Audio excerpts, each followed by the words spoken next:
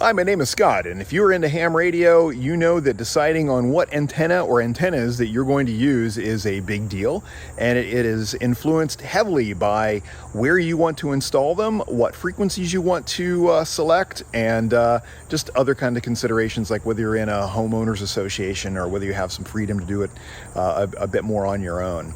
I'm not going to cover all the scenarios because I am a relatively new ham radio operator. I got my tech license in just a few months ago, like 6 months ago, and I just got my general upgrade a few weeks ago. So I'm not an expert by any means. I'm very much a newbie, but I wanted to at least describe some of the thinking that I went through to pick the rig that I have. All right, first things first, what kind of frequencies do you want to talk on? If you are a technician, you have lots of privileges on the VHF and UHF bands, and a little bit on the HF bands, in particular on the 10 meter band. So if you're at the tech level, you're probably going to be focusing first and foremost on VHF and UHF, you know, the 140 series and the 440 series, possibly even the 220 series. So that maps to 2 meter and 70 centimeter and 1.25 centimeter bands. And if that's the case, you're going to be looking at a VHF, UHF antenna, probably a dual band antenna. You want to put it up as high as possible, and you want to use really good cabling. In my case, I am using a Yaesu FT857D, and that's capable of HF as well, but I'm using it right now mainly for VHF. And I have a little switch on the back that will let me ground my antenna when I'm not using it, but I am using LMR 400 to go out from that radio to the antenna.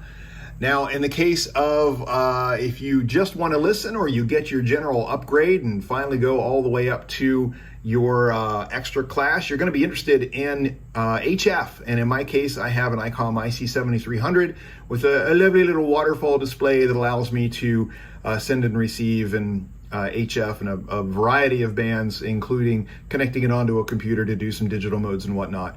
And in this case, I also am using an LMR 400 cabling. I'm actually using a flexible, the UltraFlex version that goes to another switch, which I believe you can see back here, that allows me to ground that antenna when I am not using it.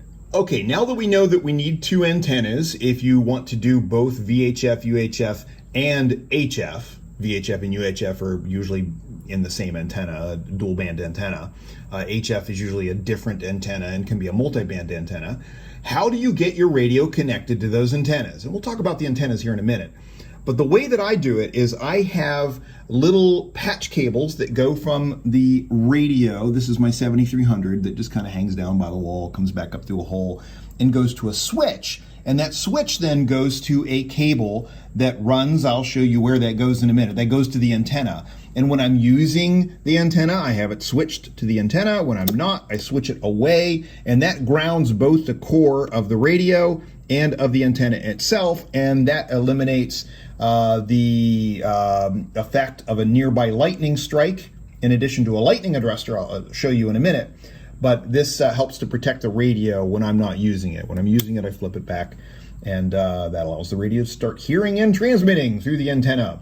Now, these cables, the long ones, this one with the red shrink wrap, that goes to a hole in the floor, clear over yonder in my little office environment.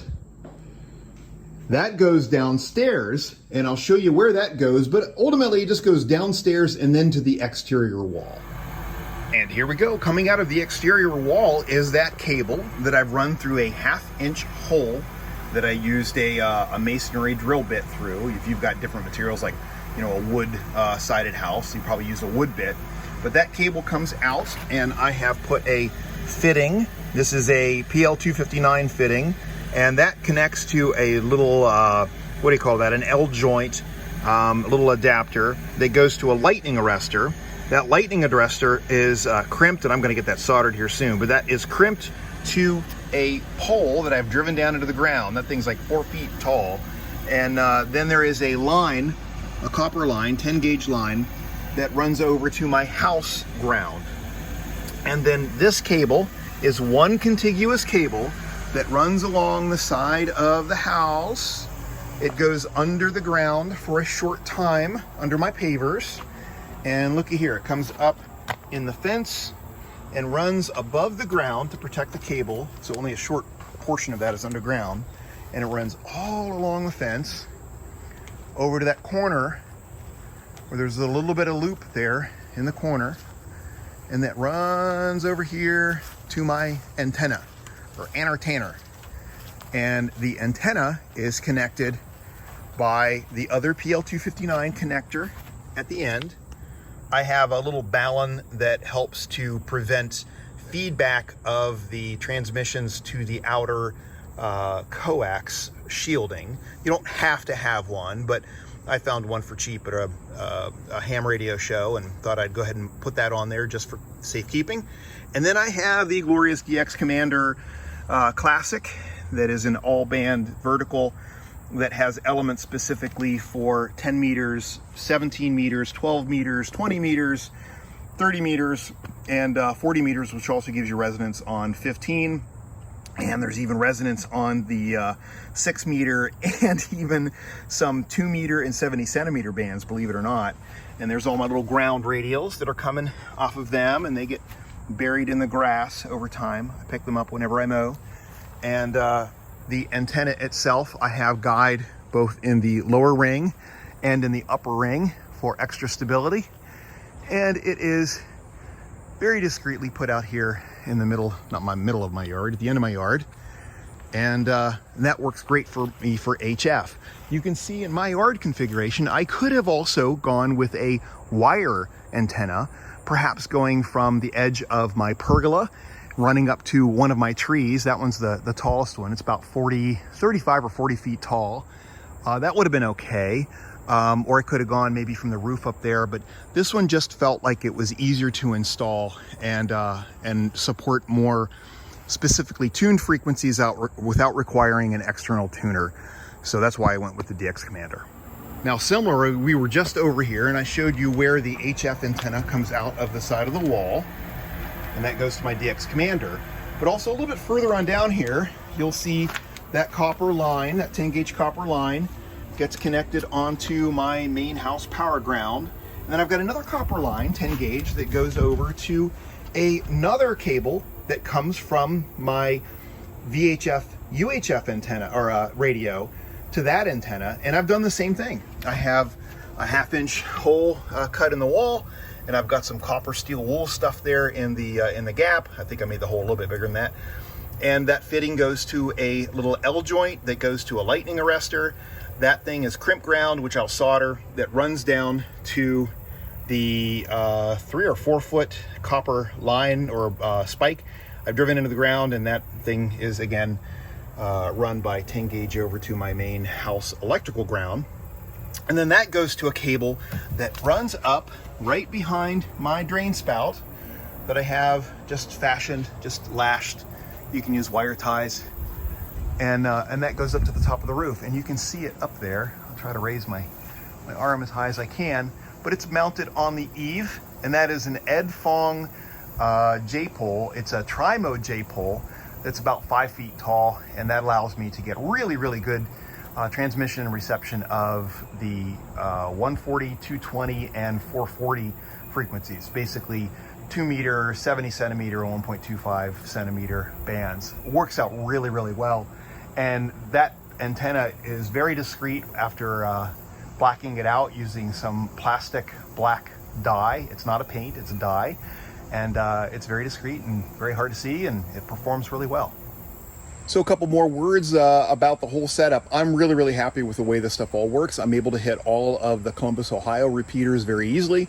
I'm able to do simplex out to about 15 miles on VHF and UHF, and I'm able to hit the world with the DX Commander.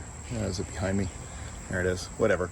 I'm able to hit the world with that antenna using that 7300, especially when the bands open up. It's amazing. I'm able to get down to Brazil and over to Germany and France and West Coast and East Coast. And so I'm super happy with this configuration. I have had a couple times to pull the DX Commander down, which is super, super easy to do in order to tune the elements. I use a Nano Vna device. It's basically an antenna analyzer for only $55 off of Amazon.